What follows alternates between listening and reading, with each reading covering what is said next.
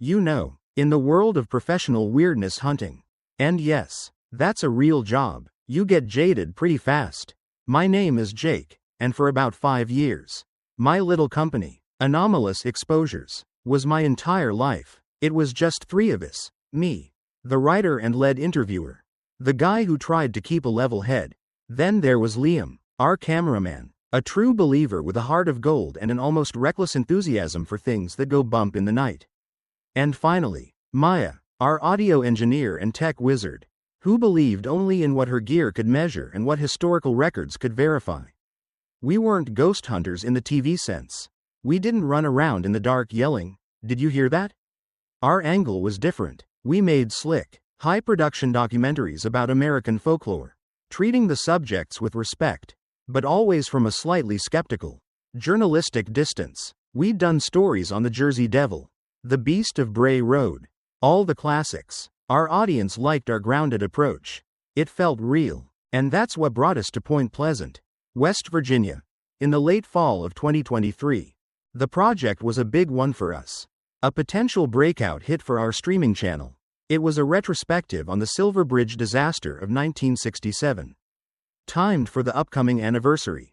But we were tackling it through the lens of the town's most famous, or infamous, resident, the Mothman. For the uninitiated, the legend goes that for about a year leading up to the bridge's tragic collapse, which killed 46 people, dozens of credible witnesses in the Point Pleasant area reported seeing a massive, winged humanoid creature with hypnotic, glowing red eyes. After the disaster, the sightings stopped. The prevailing theory among believers is that the Mothman wasn't a monster, but a harbinger, a supernatural warning of the impending doom.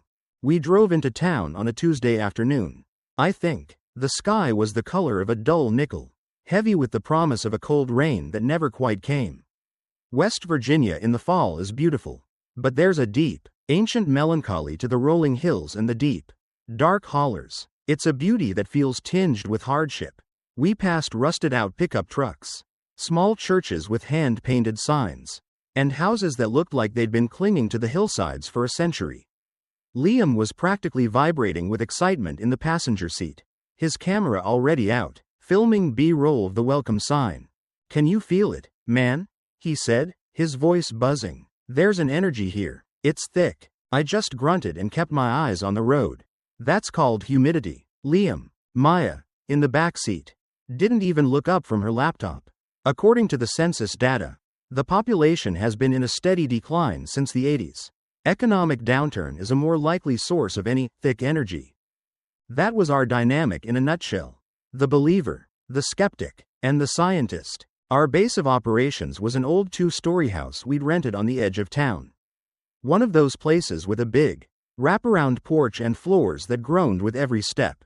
It was charming in a slightly spooky, Americana Gothic way. The air inside was still and smelled faintly of dust and old wood.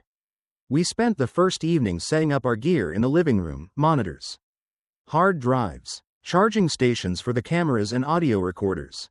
It felt normal. It felt like any other job. Over a dinner of pizza from a local joint, we went over our schedule, interviews with local historians, a visit to the Mothman Museum, and, most importantly, several trips out to the TNT Area, the McClintock Wildlife Management Area, known to locals as the TNT Area, is ground zero for the Mothman legend. During World War II, it was a massive munitions depot, a sprawling landscape of overgrown roads, concrete bunkers, and abandoned industrial decay. This is where many of the original sightings happened. It was the heart of the story. The first few days were completely, almost disappointingly, normal. We interviewed a lovely woman at the county records office, a grizzled old man at a diner who claimed his uncle saw the creature, plain as day, and the owner of the Mothman Museum, who was a fantastic showman. We smiled, we nodded, we got great material. We were documenting a fascinating piece of American folklore, a town's trauma woven into a modern myth. At night, we'd go back to the rental, dump our footage, and I'd start logging interviews.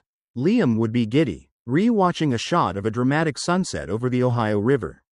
Maya would be meticulously cleaning the audio, removing wind noise and car horns. It was routine. The first red flag, as they say, was so small I barely registered it. It was our third night. We had spent the afternoon doing our first scout of the TNT area. It was an eerie place. No doubt about it. The concrete igloos, as the munitions bunkers were called, dotted the landscape like ancient tombs. The woods were dense and eerily quiet. We didn't see anything out of the ordinary. Just the expected signs of a place left to nature. Deer tracks, fallen trees, the slow creep of vines over concrete. That evening, Maya was wearing her professional-grade headphones, isolating the audio she'd recorded in the woods. She suddenly took them off, a puzzled look on her face. "That's weird," she said. "What's up?" I asked, not looking up from my notepad. "There's a subharmonic frequency in the recording from igloo number 7. A really low, steady hum. It wasn't there on site, and it's not on the recordings from any of the other igloos." Liam leaned over her shoulder. "Is it the Mothman's mating call?" he joked. "It's probably just interference from a power line or cell tower." I offered, "The perpetual rationalizer. Don't worry about it unless it shows up again." Maya frowned, replaying the section. "There are no power lines for half a mile out there. And it's rhythmic, almost biological." She eventually shrugged it off as an anomaly. A technical glitch in a new microphone. We forgot about it, but looking back, that was the first stone tossed into the placid water. The first ripple. The next day, we went back to the TNT area to get some specific shots Liam wanted as dusk set in. The light was beautiful, all long shadows and golden hues. As Liam was panning his camera across a dense thicket of trees, he suddenly stopped. "Hold on. Did you guys see that?" Maya and I were setting up some lights a few yards away. "See what?" I called back. "Something tall, at the edge of the tree line." It was just for a second. I walked over and we watched his playback on the small camera screen. He rewound it, played it frame by frame. There was a flicker of movement. A dark, vertical shape that was there in one frame and gone the next. It was impossibly blurry. "It's a deer," I said, definitively. "Or just a shadow from a branch swaying in the wind." "You're getting spooked, man. It didn't move like a deer," he insisted, his voice low. "It was too stiff." Maya analyzed the spot with a light meter. "The shadows are playing tricks. Your aperture is wide open. It's easy to get lens flare or motion blur." Liam wasn't convinced, but he dropped it. We got our shots and packed up as true darkness fell. The woods felt different then. The quiet wasn't peaceful anymore, it felt watchful. I remember the drive back to the house. How the headlights seemed to cut a tunnel through an oppressive, living darkness on either side of the road. I found myself checking the rearview mirror more than usual. That night, something happened that none of us could easily explain away. We were all in the living room, working. It was probably close to midnight. The old house was silent except for the clicking of our keyboards and the hum of the hard drives. Then, the landline phone on the small table in the corner rang. Its shrill, old-fashioned ring cut through the silence like a knife. The three of us froze, looking at each other. Who would be calling the landline of a rental house at midnight? I was the closest, so I got up and walked over. I remember the feel of the cold, heavy plastic receiver in my hand. "Hello?" There was no voice. At first, I thought the line was dead. But then I heard it. A sound that made the hairs on my arms stand up. It was a high-pitched, piercing static, not the gentle hiss of a bad connection, but a sharp, rhythmic screeching, almost like a recording of insects, but amplified and distorted through a cheap speaker. Scree click click scree click click. "Hello? Who is this?" I said, my voice sharper now. The sound continued, unwavering. It felt unnatural, malevolent. I felt a knot of cold dread tighten in my stomach. Without another word, I slammed the receiver back into its cradle. "Who was it?" Maya asked, her face pale. "No one. Just static," I said, trying to sound nonchalant, but my heart was hammering against my ribs. Liam, ever the investigator, immediately went to the phone and hit the *6 to 9 function to trace the call. He held the receiver to his ear for a moment, then looked at us, his eyes wide. "The service says the call came from inside the house." We all just stared at the phone. That was impossible. There was only one phone. The one he was holding. It was a logical absurdity. And in that moment, for the first time on the trip, I felt a genuine spike of fear. Not the fun, spooky kind. The real kind. The kind that tells you the rules you thought you understood no longer apply. We tried to rationalize it. A glitch in the ancient phone system. A crossed wire. A prank. But none of it felt right. The sound of that static lingered in the air. An ugly stain on the quiet of the house. None of us said it. But we were all thinking the same thing. The original Mothman witnesses from the 60s reported receiving bizarre, static-filled phone calls before their sightings. We didn't get much sleep that night. Every creak of the old house was a footstep. Every shadow in the corner was a figure. I lay in bed, staring at the ceiling, my mind racing. I was a journalist, a skeptic. My job was to find the mundane truth behind the fantastic legend. But the mundane explanations were starting to feel thin, like a worn-out blanket that couldn't keep out the cold. The next day, we had our most important interview scheduled. Her name was Eleanor Vance, an old woman in her late 80s who had been a young mother at the time of the Silver Bridge collapse. Her grandfather had been one of the first and most vocal witnesses of the Mothman. She lived in a small, isolated house deep in a holler, miles from town. It took us 40 minutes of driving down winding gravel roads to find it. Eleanor was a tiny woman, with sharp, intelligent eyes that seemed to see right through you. She invited us into her immaculate living room, which was filled with old photographs and smelled of cinnamon and wood smoke. We set up our camera, and I began the interview, starting with the easy questions about the town back then, the community, the bridge itself. She was a wonderful storyteller, painting a vivid picture of life in the 1960s. Then, I gently steered the conversation to the sightings. Your grandfather, he was one of the first people to report seeing something unusual in the TNT area, is that correct? Eleanor's warm expression tightened. She folded her frail hands in her lap. He saw it, she said, her voice dropping to a near whisper. He and his friends, they weren't drinkers, they weren't liars. They saw a great, dark bird, bigger than any man, with eyes like red coals. It followed their car. She paused, looking not at me, but out the window, as if seeing it all over again. But the thing people forget, she continued, her gaze snapping back to me, is that it wasn't just about seeing it. It was the feeling. The whole town felt it. A wrongness, a dread hanging over everything. And the phone calls, we got them too. That horrible noise, like a locust caught in the wires. My blood ran cold. Maya and Liam exchanged a quick, nervous glance. He told my father, Eleanor said, leaning forward slightly, that the creature wasn't just a sign of the disaster. He was convinced it was feeding on the fear. That it was drawn to it. Or maybe it was causing it. Stirring it up, like a cook stirs a pot. That was a new interpretation. Not a harbinger, but a catalyst. A parasite that fed on terror. As we were packing up our gear, Eleanor placed a gentle, wrinkled hand on my arm. Her grip was surprisingly strong. You three, she said, her voice low and urgent. You're stirring the pot. It knows you're here. It knows you're looking for it. Some things are better left buried in the past. Go home. The drive back was silent. Eleanor's words hung in the car like a thick fog. All my journalistic detachment had evaporated. The line had been crossed. This wasn't a story we were observing anymore. It felt like we were in it. That night, it got worse. We decided to stay in, to try and process everything.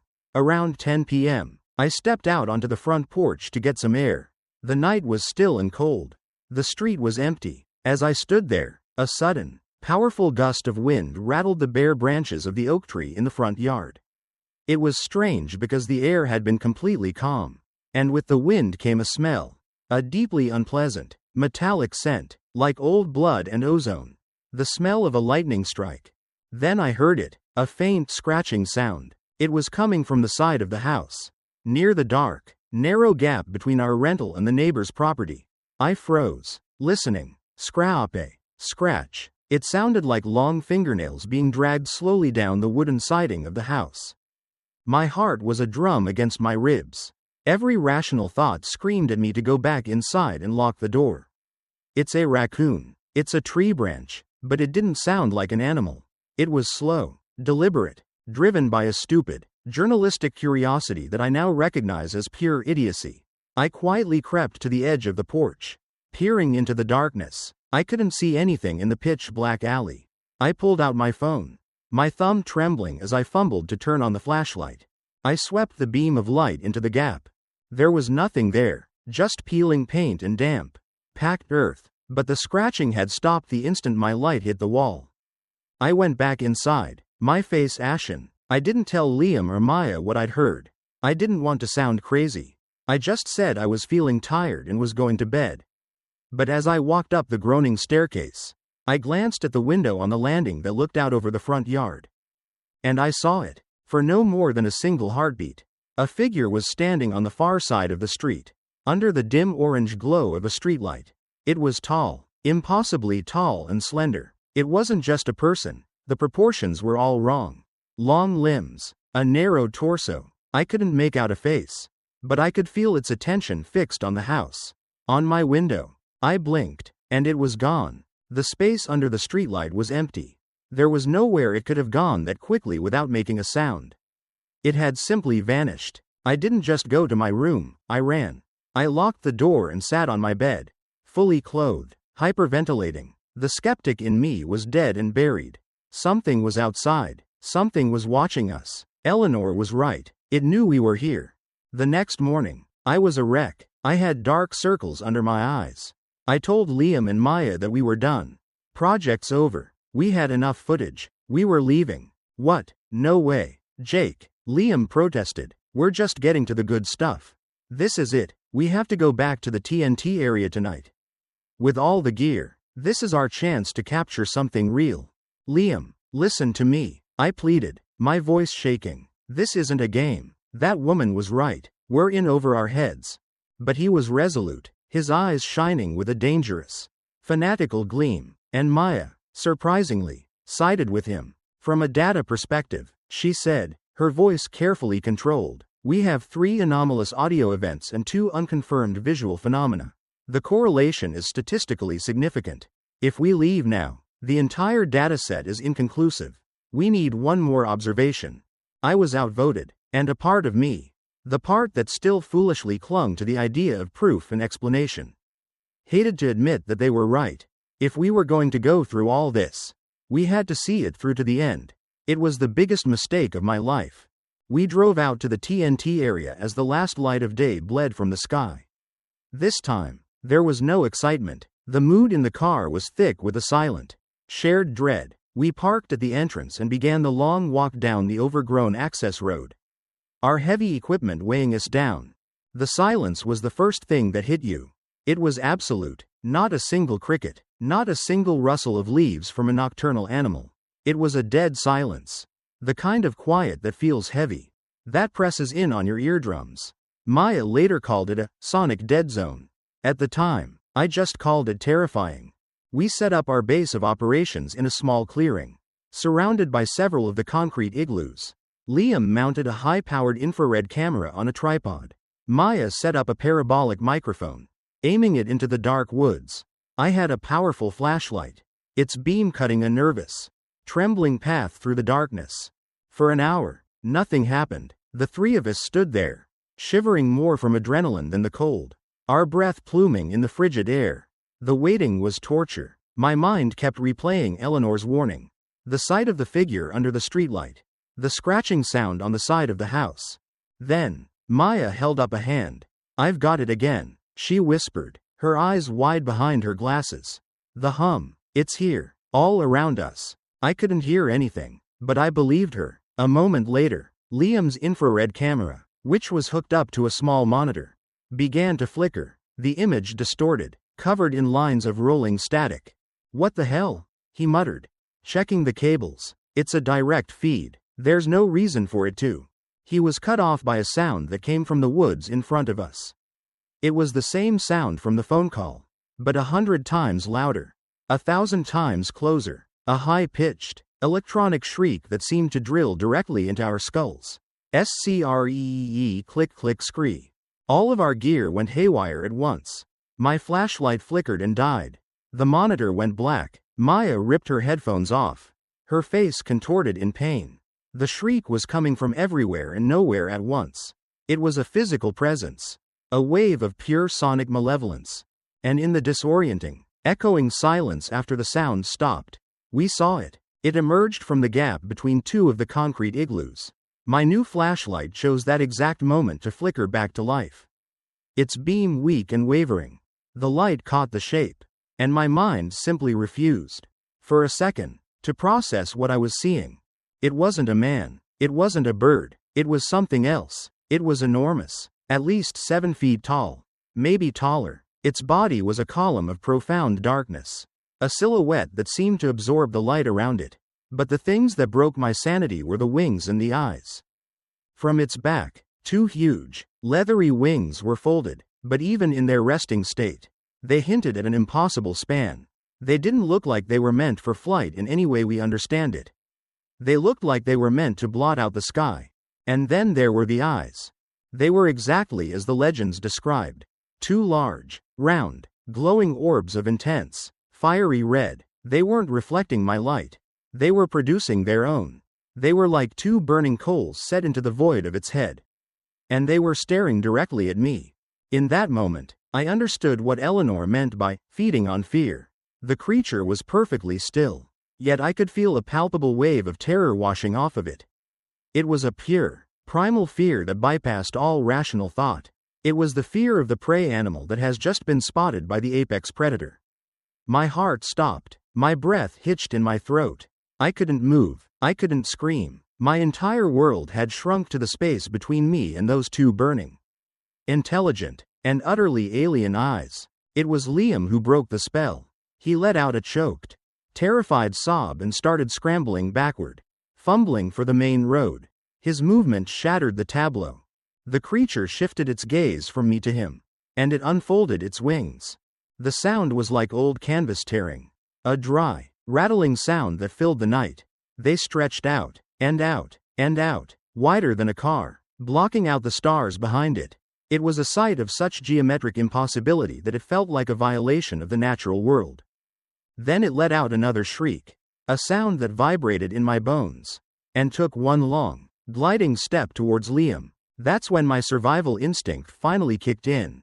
I grabbed Maya, who was frozen in place, and screamed, "Run!" We ran. We abandoned everything. The multi-$1,000 camera, the audio gear, all of it. We just ran. We didn't look back. I could hear a heavy, rhythmic thump, thump, thump behind us. Whether it was footfalls or the beat of those terrible wings, I don't know and I don't want to know. All I could hear was the blood pounding in my ears and our ragged, panicked gasps for air. We burst out of the access road and onto the main road where our car was parked. I fumbled with the keys, my hands shaking so violently I could barely fit the key in the lock. The door finally clicked open. We piled in, a mess of flailing limbs. I slammed the car into drive and stomped on the gas. The tires screamed on the asphalt as we peeled out of there. I risked one glance in the rearview mirror as we sped away. For a terrifying second, I saw 2 red points of light hovering in the darkness where we had just been. Then they were gone. We didn't stop driving. We didn't go back to the rental house for our clothes or laptops. We drove straight through the night, fueled by adrenaline and sheer terror. Not speaking a word, we crossed the state line into Ohio as the sun was coming up. We finally pulled into a generic chain hotel, checked in, and collapsed. The project was dead. We never spoke of what happened in any detail. There was an unspoken agreement. We'd seen something that we weren't supposed to see. We had no proof. The footage was gone. All we had was a shared trauma that bonded us in a way I wouldn't wish on my worst enemy. A week later, back in the safety of my own apartment, hundreds of miles away, I saw a small news article online. A minor chemical spill from a plant on the banks of the Ohio River. Not far from Point Pleasant. A containment failure had led to a localized evacuation. No one was killed, but it was officially declared a minor industrial disaster. And I knew, it wasn't the disaster, but it was a disaster. The harbinger had appeared. The pot had been stirred. The creature had fed. I don't hunt for monsters anymore. I dissolved the company. I work a boring desk job now, writing corporate copy. Liam moved to the West Coast and photographs landscapes. I haven't spoken to Maya in over a year. But the fear never leaves. It's a permanent guest now. I can't stand in a dark room. I have an irrational terror of bridges. My hands get slick with sweat every time I have to drive over one. And sometimes, late at night, when I'm alone, I'll see two red lights in the distance, the brake lights of a car. A radio tower, and for a split second, my heart seizes in my chest. To this day, I don't know exactly what we saw in the TNT area. A creature? A supernatural entity? A visitor from somewhere else? I don't have an answer. All I know is that it was real. And the worst part, the part that keeps me awake at night, is the memory of its eyes. That intelligent, ancient gaze. It wasn't just a dumb beast.